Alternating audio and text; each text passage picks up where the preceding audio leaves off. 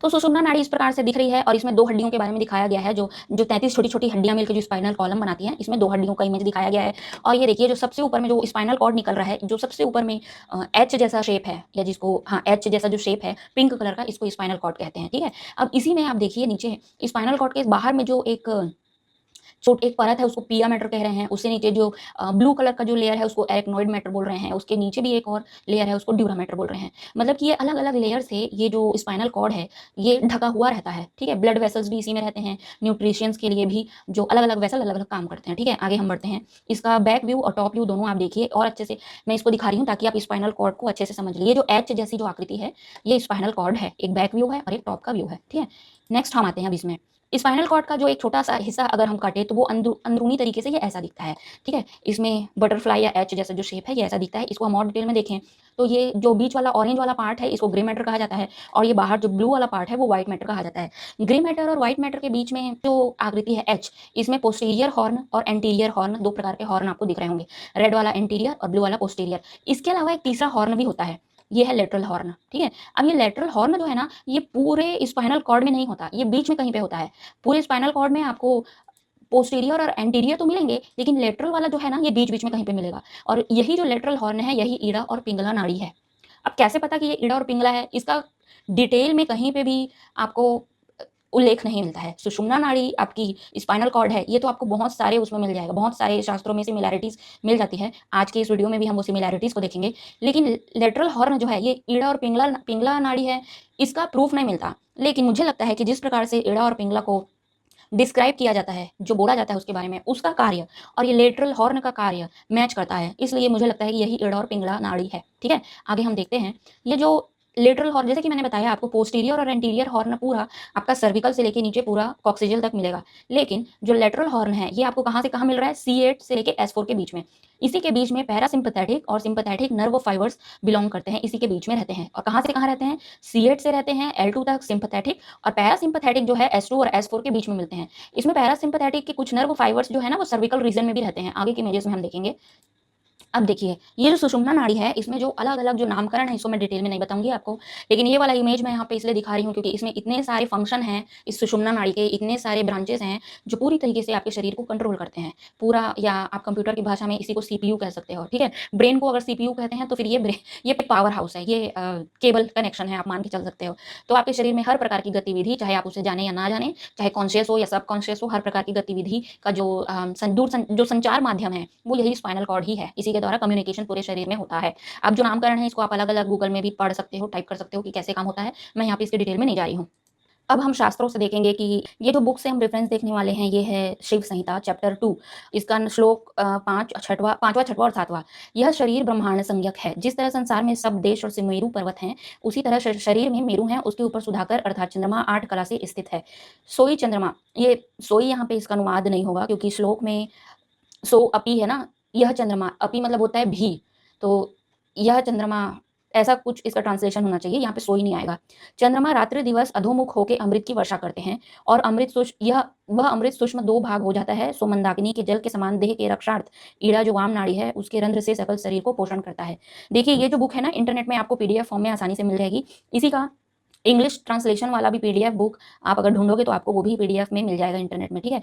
यहाँ पे श्लोक नंबर 5वां 6वां और 7वां में बोल रहा है कि ये जो शरीर है ये ब्रह्मांड की संज्ञा है, जैसे ब्रह्मांड में नदी पर्वत पहाड़ सप्त द्वीप होते हैं उसी प्रकार से इस शरीर में भी है। मेरुदंड को ही मेरु पर्वत बोला जा रहा है, सुमेरु पर्वत बोला जा रहा है, ठीक है। और इसके ऊपर मेरुदंड के ऊपर यानी कि मस्तिष्क में चंद्रमा है जो 8 कला से स्थित है, जिसकी जिसकी गति अधोमुख अधोमुख होकर मतलब जो नीचे की तरफ जिसका मुख है वो दिन रात अमृत की वर्षा कर रहा है, नेक्टार रेड है ना, नेक्टार बरसा रहा है। और यह आगे चल के 2 भाग में बढ़ जाता है और जो ईड़ा जो वाम नाड़ी है 2 भाग में बढ़ जाता है, जिसमें से एक लेफ्ट की तरफ जो नाड़ी जा रही है कहाँ से जा रही है, मस्तिष्क से। मस्तिष्क में जो चंद्रमा स्थित है जिसको हम चंद्र नाड़ी बोलते हैं, इसीलिए ये नीचे की ओर जा रही है लेफ्ट मार्ग से, जो कि ईड़ा नाड़ी है। देह के रक्षार्थ, देह की रक्षा करने के लिए, देह को पोषण देने के लिए ये नीचे की ओर जा रही है और अमृत की वर्षा कर रही है, ठीक है। उसके रंध्र से सकल शरीर को पोषण करता है, रंध्र मतलब होता है छिद्र, ठीक है। तो उससे पूरे शरीर को पोषण कर रहा है। तो और आगे बढ़ते हैं हम। 8वां 9वां और 10वां श्लोक। यही सुधा किरण संयुक्त ईड़ा नाड़ी की स्थिति वाम भाग में है और शुद्ध दूध के समान मेरु में चंद्रमा प्रसन्नता पूर्वक अपने मंडल से ईड़ा के रंध्र मार्ग से आ रहे देही का पोषण करते हैं। वही बात है। मेरुदंड के मूल में अर्थात नीचे 12 कला संयुक्त सूर्य स्थित है। अब देखिए सूर्य कहाँ स्थित है? मेरुदंड के नीचे में 12 कला के साथ दक्षिण पथ अर्थात राइट साइड में।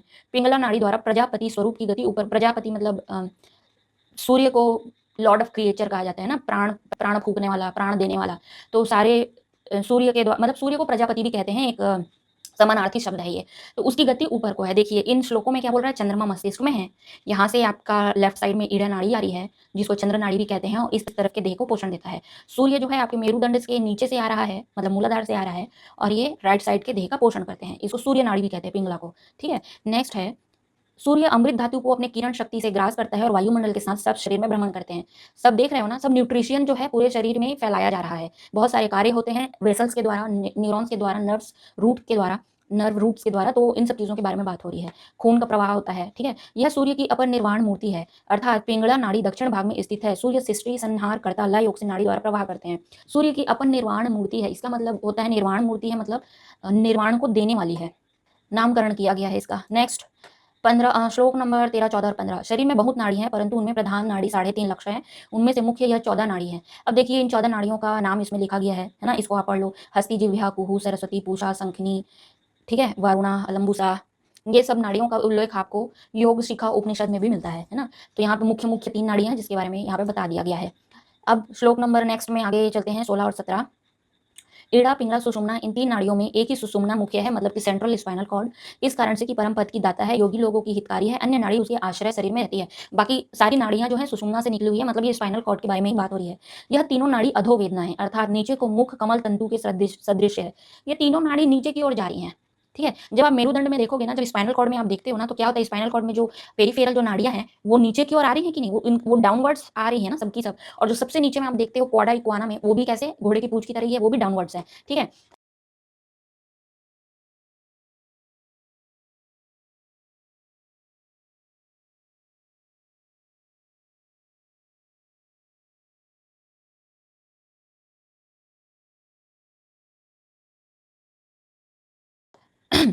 यह तीनों नाड़ी अधोवेदना है अर्थात नीचे को मुख कमल तंतु के सदृश है और चंद्र सूर्य अग्नि के समान है अर्थात ईड़ा चंद्र रूप, पिंगला सूर्य रूप और सुषुम्ना अग्नि रूप है। यह तीनों नाड़ी मेरुदंड के आश्रय स्थित है। ठीक है, नेक्स्ट उन तीनों नाड़ियों के मध्य में जो चित्रा नाड़ी, अब देखिए सुषुम्ना नाड़ी के मध्य में चित्रा नाड़ी है, वो हमको प्रिय है। उसी स्थान में बहुत सूक्ष्म ब्रह्मरंध्र शोभायमान है। जो हमने देखा था ना, ये किस बारे में बात हो रही है? ब्रह्मरंध्र के बारे में।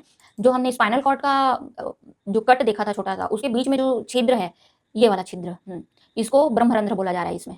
ठीक है, यह चित्रा नाड़ी पंचवर्ण अति उज्ज्वल शुद्ध है और देह की उपाधि का कारण भी वही सुषुम्ना अंतर्गता अर्थात चित्र नाड़ी है, जो सुषुम्ना के अंतर्गत अंदर से जा रही है।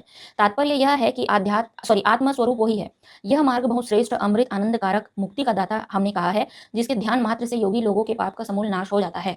देखिए एक और बुक से हम देखते हैं, ये बुक है षट चक्र निरूपणम। इसमें भी सेम चीज लिखा हुआ है, इसको आप लोग पढ़ लीजिएगा, मैं यहाँ पे पढ़ नहीं रही हूँ। ठीक है, अब इसमें ना थोड़ा सा अलग डिस्क्रिप्शन आपको मिलेगा। इसमें ना ये निकलेगा कि नाड़ी कंध के ऊपर शरीर के पिछले भाग में मेरुदंड स्थित है। इसमें आप देखिए 3, 3, 6, 7वें लाइन में पढ़िए, जो ऑरेंज वाला है उसकी एक लाइन ऊपर से पढ़िए। नाड़ी कंध के ऊपर शरीर के पिछले भाग में मेरुदंड स्थित है। अब देखिए मेरुदंड है ना, उसके नीचे नाड़ी कंध है, ये बोला जा रहा है। और नाड़ी कंध से निकलकर अब देखिए इस बुक में क्या हो गया कि नीचे से निकलकर ईड़ा और पिंगला नाड़ियां ऊपर जा रही है। देख रहे हो आप, अलग अलग डिस्क्रिप्शन मिलेगा, पर आप लोगों को इसमें कंफ्यूज नहीं होना है और किसी से बहसबाजी नहीं करनी है, किसी को सही गलत नहीं बोलना है। कुल मिला के यहाँ पे बात स्पाइनल कॉर्ड की हो रही है, इतना मान के चलिए आप।